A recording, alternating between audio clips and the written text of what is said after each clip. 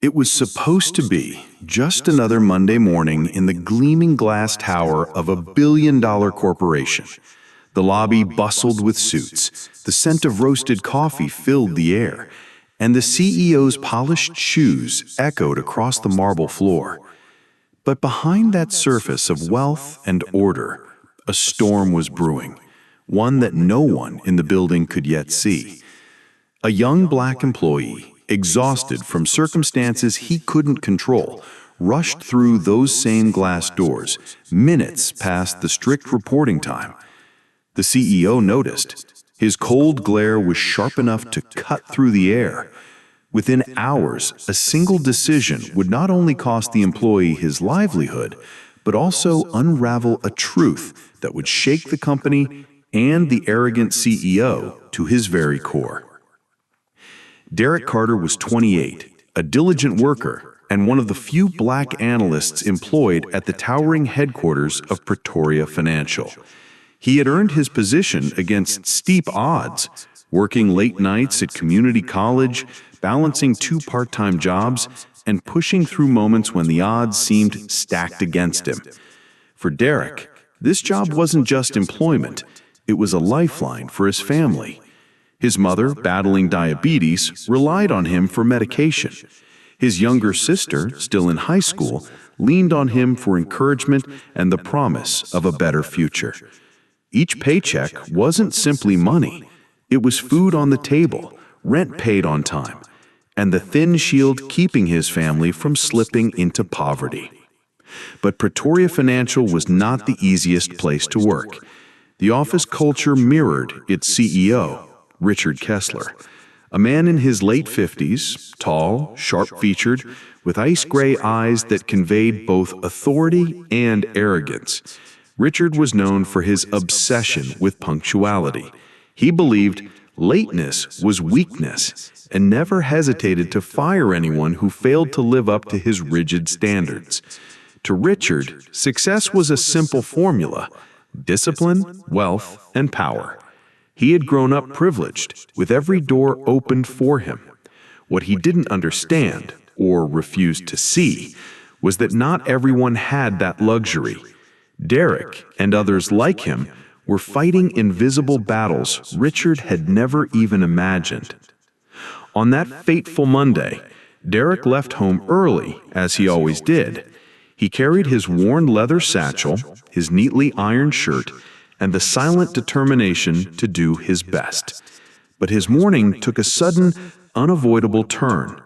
On the way to work, he saw flashing lights, an accident at a crosswalk. He pulled over, his instincts demanding he help. An elderly black man lay injured, gasping, ignored by passing cars. Derek stayed until paramedics arrived, giving his jacket to keep the man warm, his hands steadying the stranger's trembling grip. By the time Derek finally made it into the towering glass lobby, the clock was against him, 9 minutes late. To most, a small slip. To Richard Kessler, an unforgivable offense.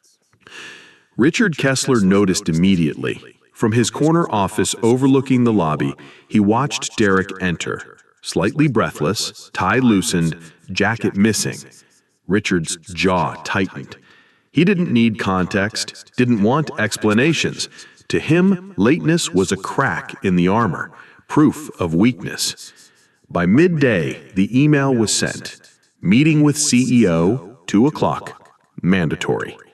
Derek's stomach sank. He knew what that meant. In the hours leading up to the meeting, whispers spread. Some colleagues liked Derek. They knew his work ethic, his quiet brilliance with numbers, his dedication. Others, however, rolled their eyes. To them, he was just another expendable analyst. The culture at Pretoria thrived on fear, and Richard made sure everyone knew no one was safe. At precisely 2 o'clock, Derek stood before Richard's massive mahogany desk. Sunlight poured through the floor-to-ceiling windows, reflecting off glass awards and photographs of Richard shaking hands with politicians and celebrities. Power radiated from every polished surface. Richard didn't look up from his computer as Derek entered. His words came like a blade. "Late again." Derek opened his mouth to explain, but Richard raised a hand, silencing him. "Pretoria doesn't tolerate excuses. You knew the rules when you signed your contract. Discipline separates winners from failures. Consider this your last day." The finality hit Derek like a punch to the chest. He wanted to scream, to explain about the man in the street, the ambulance, the 9 minutes that cost him everything. But the words stuck in his throat. In this office, his truth didn't matter. The walk back to his desk felt endless. Eyes followed him, some pitying, some indifferent, some satisfied. He packed his belongings in silence. A family photo, a coffee mug, his notes. Every item carried the weight of his sacrifice. By 5 o'clock, Derek stepped out of the glass doors, unemployed. But what neither he nor Richard knew was the truth of that morning hadn't disappeared. It had been captured. A passerby at the accident had recorded a short video of Derek kneeling beside the injured man, jacket around the stranger's shoulders, calling for help until the ambulance arrived. The video, raw and emotional, was later shared online. Within hours, it spread across the city, an anonymous Good Samaritan helping an ignored victim. No one yet knew it was Derek. At the same time, Richard prepared for a glamorous evening gala. Pretoria was sponsoring a high-profile charity dinner attended by media, investors, and city leaders. Richard polished his speech, ready to boast about his company's commitment to community. He had no idea that his self-congratulating words would soon clash with a story unfolding beyond his control.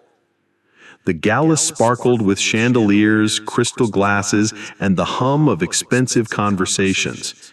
Richard stood on stage, confident, charming, his voice echoing through the ballroom.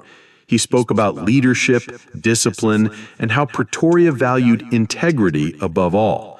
Applause followed his every line.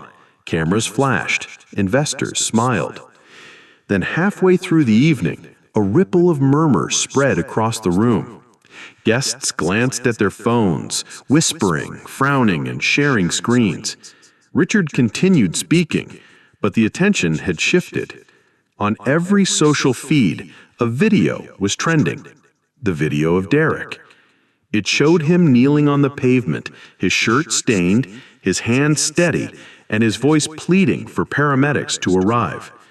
The caption read, "This man stopped everything to save a stranger. Humanity still exists." The room buzzed louder. Faces turned to Richard with a new awareness. Someone whispered, "Isn't that one of your employees?" Within minutes, the full story emerged. Derek Carter, analyst at Pretoria Financial, fired that very morning by CEO Richard Kessler for being late. The contrast was damning. A man fired for 9 minutes of compassion, a CEO preaching integrity while punishing the very act he claimed to value. By the time Richard left the stage, reporters were already gathering. Investors demanded explanations. Board members whispered about public relations disasters. Richard's empire of polished power was cracking. At home, Derek sat quietly, unaware of the storm. His phone buzzed relentlessly. Friends, strangers, reporters. People wanted to know his story. The man he had saved was recovering in the hospital, publicly thanking the young man who refused to walk away. The truth was out, and Richard's reputation was unraveling. The next morning, headlines blazed. CEO fires hero employee. News anchors replayed the viral clip, contrasting his rigid speech from the gala. Social media exploded with outrage. Comments poured in. This is why good people suffer while arrogance thrive. Integrity? Where was it when this man saved a life? Under mounting pressure, Pretoria's board released a statement. Richard would step down. His iron grip on the company had become its greatest liability. Overnight, the man who prided himself on control had lost everything he built. For Derek, life shifted in unexpected ways. Offers came from other companies, firms eager to hire someone with both skill and integrity. Community leaders reached out, praising his courage. He had never sought recognition, yet suddenly he was a symbol of quiet strength in the face of injustice. But the scars of humiliation lingered. Derek reflected on how quickly his livelihood had been stripped away, not for incompetence, not for dishonesty, but for a single act of compassion. How many others had been silenced by people like Richard, their truths dismissed before they could even speak?